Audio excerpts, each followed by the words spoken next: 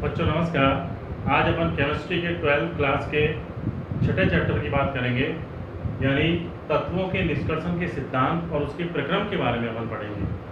कहने का अर्थ ये हुआ कि अपन मेटलर्जी यानी धातुकर्म जो होती है उसके बारे में पढ़ेंगे। अपन जानते हैं कि इस पृथ्वी पर यानी पृथ्वी की जो सबसे ऊपरी सतह होती है वो भूपर्पटी कहलाती है। उस सतह पर बहुत सारे तत्व पाए जाते हैं, अनेकों तत्व पाए जाते हैं। उन तत्वों में कुछ धातुएं होती हैं, कुछ अधातुएं होती हैं और कुछ उपधातुएं होती हैं। तो इन जितने भी तत्व होते हैं, इन तत्वों से ये कुछ ना कुछ संयुक्त रूप में या मुक्त अवस्था में भी पाए जाते हैं। लेकिन पृथ्वी पर जितने भी तत्व पाए जाते हैं वो आपस में जुड़ करके संयुक्त होकर के यौगिक के रूप में पाए जाते हैं और उनमें कई सारे तत्व मिल जाते हैं आपस में और मिल करके एक यौगिक का निर्माण कर देते हैं। तो इन यौगिकों से एक पर्टिकुलर तत्व को या धातु को पृथक करने के लिए हमें कई सारे प्रक्रमों की आवश्यकता पड़ती है। तो इस चैप्टर में बच्चों अपन इसी के बारे में पढ़ेंगे कि किस तरह से किसी धातु को या किसी तत्व को शुद्ध रूप में किस तरह से प्राप्त किया जाता है। तो अपन सबसे पहले देखते हैं कि जो ये तत्व होते हैं ये कितने प्रकार के होते हैं और पृथ्वी पर जो ऊपर की जो भूपर्पटी है उस पर सर्वाधिक मात्रा में कौन सा तत्व पाया जाता है।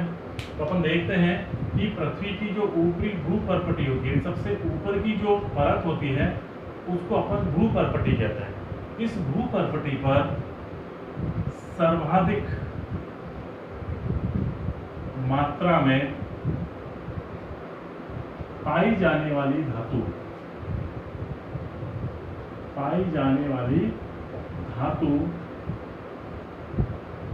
कौन सी होती है बच्चों? सबसे अधिक मात्रा में जो धातु होती है वो होती है एल्यूमिनियम। एल इसका प्रतीक होता है। एल्यूमिनियम सबसे अधिक मात्रा में पाई जाती है और दूसरे नंबर पर दूसरी सर्वाधिक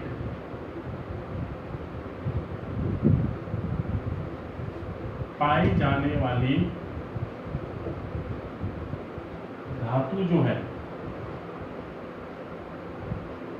वो होती है आयरन, यानी लोहा जो होता है वो सबसे एल्यूमिनियम के बाद दूसरे नंबर पर पाया जाता है और सर्वाधिक मात्रा में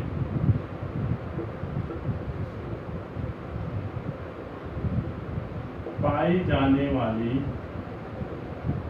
अधातु नॉन मेटल जो होती है, अधातु कौन सी होती है बच्चों? वो होती है ऑक्सीजन। यानी ऑक्सीजन जो होती है सर्वाधिक पाए जाने वाली अधात्विक तत्व होती है।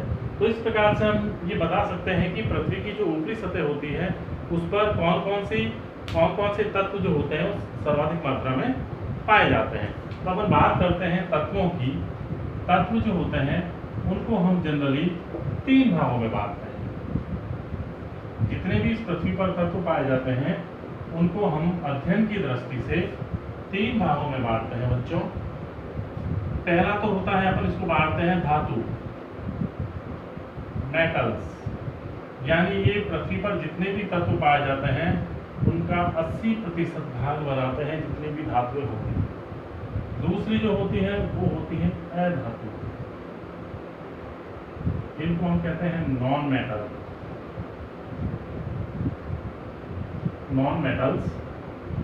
और तीसरे प्रकार की जो होती है वो होती है उपधातु, इनको कहते हैं मेटलॉइड्स।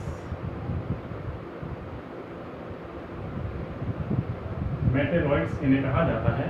तो इस प्रकार से बच्चों जितने भी तत्व होते हैं उनको 3 भागों में बांट देते हैं, धातु, उपधातु और अधातु।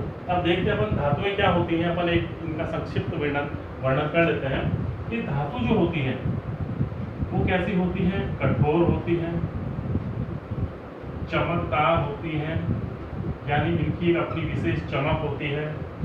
ये आघात वर्धनीय यानी आघात को सहन कर सकती हैं, आघात वर्धनीय होती हैं। विद्युत तथा ऊष्मा की चालक होती है, यानी ये विद्युत और ऊष्मा की चालक होती हैं। इनके अपन एग्जाम्पल की बात करें, लोहा, तांबा, सोना, चांदी और भी कई सारे, सोडियम, पोटेशियम, यानी बहुत सारे जो होते हैं तत्व वो धात्विक रूप में पाए जाते हैं। फिर हम बात करते हैं अधातुओं की बच्चों। अधातु जो होते हैं वो कैसे होते हैं? भंगुर होते हैं, विद्युत तथा ऊष्मा के कुचालक, या तो ये कुचालक होते हैं या इनके दुर्बल चालक होते हैं, दुर्बल चालक। ये सारे के सारे क्या कहलाते हैं? अधातु होते हैं। आवर्त सारणी में बाईं तरफ, आवर्त सारणी का बायां और दायां भाग जो होता है, यानी बायां भाग जो होता है वो धातुएं होती है, दाईं तरफ जो होती है वो अधातुएं होती हैं, और उनके बीच में एक सिद्धि नुमा संरचना पाई जाती है, स्ट्रक्चर होता है जिसमें उपधातुएं होती हैं। तो अधातुएं जो होती हैं नॉन मेटल्स, उसके अपन एग्जाम्पल की बात करें, carbon, nitrogen, oxygen, chlorine, chlorine, bromine आदि, ये सारे के सारे क्या होते हैं? अधातुएं होती हैं। उपधातु अपन अगर बात करें तो उपधातु जो होती है इनमें धातु और अधातु, धातु और अधातु दोनों के ही गुण पाए जाते हैं, दोनों के गुण इनमें पाए जाते हैं। इनके अगर हम एग्जाम्पल की बात करें बच्चों तो boron, silicon, arsenic, antimony, tellurium, astatine आदि, ये जो होती हैं ये उपधातुएं होती हैं जिनमें धातु और अधातु दोनों के गुण पाए जाते हैं। अब क्योंकि तत्व होते हैं और पृथ्वी पर आपस में क्रिया करके रासायनिक रूप से संयुक्त होकर के यौगिकों के रूप में पाए जाते हैं, तो अपन देखते हैं कि उन यौगिकों को अपन क्या कहते हैं? उनको हम दो शब्दों का उसके लिए इस्तेमाल करते हैं। एक तो होता है खनिज और एक होता है अयस्क। यानी अपन देखते हैं खनिज क्या होते हैं और अयस्क क्या होते हैं। पहले अपन बात करते हैं खनिज की। ये खनिज क्या होता है? ठीक है, खनिज वे पदार्थ होते हैं जिनमें दो या दो से अधिक तत्व जो होते हैं आपस में मिलकर के संयुक्त होकर के एक बहुत बड़े यौगिक का निर्माण कर देते हैं, जिसमें अन्य अशुद्धियां भी, कंकड़, मिट्टी, पत्थर आदि पाए जाते हैं, और ये प्राकृतिक रूप से पाए जाते हैं। इनको हम खानों से खोद कर निकालते हैं, इसलिए इन्हें खनिज कहा जाता है। ठीक है बच्चों, फिर हम बात करते हैं अयस्क की। अयस्क क्या होते हैं? अयस्क जो होते हैं ये वे खनिज होते हैं, यानी खानों से तो निकलते हैं, ये वे खनिज होते हैं जिनसे हम सुगमता से किसी पर्टिकुलर धातु को, एक विशेष धातु को आसानी से और औद्योगिक स्तर पर प्राप्त कर सकते हैं, उन्हें हम अयस्क कहते हैं। यानी सभी अयस्क जो होते हैं वो तो खनिज होते हैं, लेकिन सभी खनिज अयस्क हों ये जरूरी नहीं है। कहने का अर्थ ये हुआ कि जो खनिज होता है उसमें वो विशेष धातु अधिक मात्रा में हो ये जरूरी नहीं है, इसलिए सभी खनिज अयस्क नहीं हो सकते। लेकिन अयस्क जो होते हैं वो सभी खनिज के रूप में ही होते हैं, लेकिन इनसे हम किसी विशेष प्रकार की धातु का आसानी से निष्कर्षण कर सकते हैं, धातु को आसानी से निकाल सकते हैं, कम खर्चे पर, सुगमता पूर्वक और औद्योगिक स्तर पर। ठीक है बच्चों, तो खनिज और अयस्क में ये अंतर का विशेष ध्यान रखना। अब अपन पढ़ेंगे कि धातुओं में कौन कौन से धातु के कौन कौन से अयस्क होते हैं, उनको अपन को याद करना है, क्योंकि एग्जाम में हमेशा पूछा जाता है कि फलाने धातु के कौन से अयस्क हैं और किस धातु के कौन से अयस्क पाए जाते हैं। तो अपन देखते हैं कि किस धातु के कौन से अयस्क होते हैं।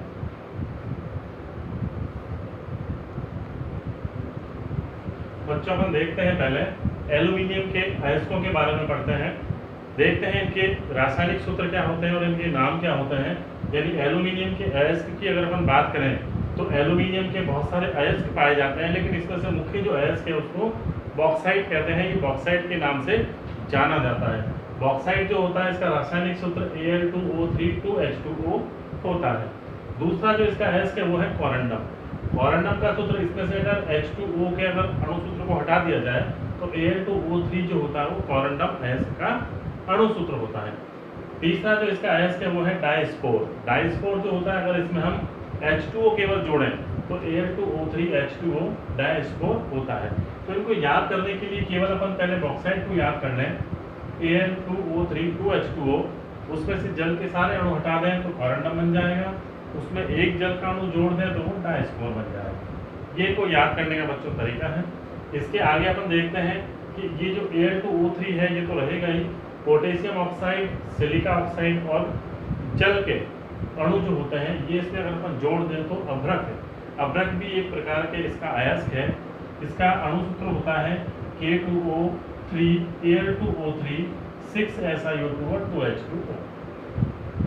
केओलिनाइट यानी जिसे क्ले भी कहते हैं, इसका रासायनिक सूत्र Al2O3 2SiO2 और 2H2O। Al2 और SiO2 तो है ही, इसमें 2H2O और आ गया। यानी जब अपन इसके अणु सूत्र में अगर बीच में 2SiO2 डाल दें तो वो केओलिनाइट बन जाता है, यानी क्ले बन जाता है। फेल्सपार का एक अणु सूत्र इनसे बिल्कुल अलग होता है। पोटेशियम एल्यूमिनियम सिलिकेट होते हैं, ये सिलिका ऑक्साइड होता है। तो पोटेशियम एल्यूमिनियम Si3O8 जो होता है वो फेल्सपार का होता है। बहुत बड़े एग्जाम में बच्चों पूछा जाता है, इस अणु सूत्र का विशेष ध्यान रखें। क्रायोलाइट जो होता है ये भी पूछा जाता है, थोड़ा अलग। इसका रासायनिक सूत्र है Na3Al(F6) क्रायोलाइट। ये भी क्या है, एक एल्यूमिनियम का अयस्क होता है। तो इस प्रकार एल्यूमिनियम के ये सारे अयस्क पाए जाते हैं जिनसे हम एल्यूमिनियम को सुगमता से और आसानी से प्राप्त कर सकते हैं। लेकिन अपन अध्ययन की दृष्टि से मुख्य रूप से बॉक्साइट को ही एल्यूमिनियम के मुख्य ऑक्साइड के रूप में, अयस्क के रूप में जानते हैं और इसी से हम एल्यूमिनियम को सबसे अधिक मात्रा में और सुगमता से प्राप्त करते हैं। फिर बच्चों अपन देखते हैं आयरन के कौन कौन से ऑक्साइड होते हैं। आयरन जो होता है इसके भी ये सारे ऑक्साइड, ये अयस्क हैं, हेमेटाइट, मैग्नेटाइट, लिमोनाइट, सीडराइट और आयरन पाइराइट। अपन इनके अणु सूत्र देखते हैं, बिल्कुल सिंपल है। हेमेटाइट जो होता है Fe2O3 होता है, ये लाल रंग का होता है। दूसरा इसका अयस्क है मैग्नेटाइट Fe3O4, Fe2O3 3H2O आगे 2 लगा हो तो ये लिमोनाइट बन जाता है। यानी इसमें इनके अलावा और भी कई अशुद्धियाँ होती हैं, लेकिन ये इसके मुख्य रासायनिक सूत्र होते हैं। लिमोनाइट जो होता है उसे भूरा हेमेटाइट भी कहते हैं। इसका ध्यान रखना कि भूरा हेमेटाइट का रासायनिक सूत्र लिखिए, तो हम एग्जाम में गलती ना करें, हम हेमेटाइट का सूत्र ना लिख के आ जाए, हमें भूरा हेमेटाइट यानी लिमोनाइट का रासायनिक सूत्र ही लिखना है बच्चों, इसका विशेष ध्यान रखें। सीडराइट जो होता है FeCO3 इसका रासायनिक सूत्र, और आयरन पाइराइट यानी Fe(S2). तो आयरन के ये जो होते हैं सारे अयस्क होते हैं। अब हम बात करते हैं इसके आगे भी कि कॉपर के कौन कौन से अयस्क पाए जाते हैं। कॉपर के अयस्क की अगर हम बात करें बच्चों तो कॉपर के भी बहुत सारे अयस्क होते हैं, जैसे कि copper pyrites, copper glance, cuprite, malachite और एजुराइट। अपन इनके रासायनिक सूत्रों के बारे में देखते हैं। कॉपर पायराइटिस जो होता है इसका मुख्य अयस्क होता है, इसका ही अपन अध्ययन करेंगे। ये होता है CuFeS2, यानी CuFeS2 जो होता है ये कॉपर का मुख्य अयस्क होता है। हम इसमें आसानी से और सुगमता पूर्वक से कॉपर को प्राप्त कर सकते हैं अधिक मात्रा में। दूसरा इसका जो अयस्क है वो है कॉपर ग्लांस Cu2S, क्यूप्राइट या इसे रूबी कॉपर भी कहते हैं, Cu2O इसका रासायनिक सूत्र होता है। मैलेकाइट जो कॉपर कार्बोनेट और कॉपर हाइड्रोक्साइड यानी CuSO3 और CuOH का होल ट्वाइस जो होता है, ये मैलेकाइट का एक रासायनिक सूत्र है। एजुराइट जो होता है ये भी इसका एक अयस्क है बच्चों, CuCO3 और CuOH का होल ट्वाइस, जिसके जब दो अणु हो जाते हैं एक साथ एक ही रासायनिक सूत्र में तो ये एजुराइट कहलाता है। इनके रासायनिक गुणधर्म सबके अलग अलग होते हैं क्योंकि ये अलग अलग प्रकार के अयस्क हैं। इन सब से हम कॉपर को प्राप्त कर सकते हैं। फिर हम बात करते हैं जिंक यानी जस्ते के अयस्क की। तो जस्ते के जो अयस्क होते हैं वो है जिंक ब्लेंड ZnS, इसे हम स्फेलेराइट भी कहते हैं, ZnO, जिंकाइट, ZnCO3 ये कैलामाइन होता है, कैलामाइन का रासायनिक सूत्र है इसका। विलेमाइट जो होता है ZnCO3 ये भी जिंक का एक अयस्क है, और फ्रैंकलिनाइट ये भी Zn Fe3O4 जिंक का एक अयस्क है। तो इस प्रकार जिंक के ये सारे अयस्क पाए जाते हैं, जिंक जिसमें से मुख्य अयस्क होता है। इसके अलावा बच्चों कुछ ऐसे धातु भी होते हैं जिनके कुछ एक मुख्य अयस्क पाए जाते हैं, जैसे कि गैलेना जो होता है वो एक लेड का अयस्क होता है। इसका ध्यान रखें कि गैलेना PbS, सिनेबार जो होता है पारे का एकमात्र अयस्क होता है। कार्नेलाइट जो कि मैग्नीशियम का हम अयस्क कह सकते हैं, KCl MgCl2 और 6H2O। इसी प्रकार से टिन का जो अयस्क होता है वो है कैसीटराइट, SnO2 इसका एक रासायनिक सूत्र होता है। और मैग्नीशियम का भी एक दूसरा अयस्क भी हम कह सकते हैं, टैल्क जो पाउडर होता है, टैल्कम पाउडर, टैल्क का रासायनिक सूत्र होता है 3MgO 4SiO2 और 2H2O। तो इस प्रकार से ये बहुत सारे अयस्क हमने पढ़े, इनको आपको याद करना पड़ेगा बच्चों, इसका और कोई इसका तरीका नहीं है। रासायनिक सूत्रों को लिख कर आप याद करें, आपको जरूर याद हो जाएंगे। इसके बाद अपना जो अगला वीडियो होगा उसमें हम विभिन्न प्रकार की जो धातुएं हैं उनको अयस्कों से किस प्रकार से प्राप्त करते हैं, कौन कौन से इसके प्रक्रम होते हैं, कई सारे स्टेप्स होते हैं, उन स्टेप्स में हम धीरे धीरे करके हम शुद्ध धातु को प्राप्त कर लेते हैं। तो अगला वीडियो देखना ना भूलें, उसमें हम मेटलर्जी धातुकर्म जो है इसकी मुख्य धातुओं को प्राप्त करने के जो विभिन्न प्रक्रम हैं उनके बारे में पढ़ेंगे, तो उसको आप जरूर देखिए। धन्यवाद।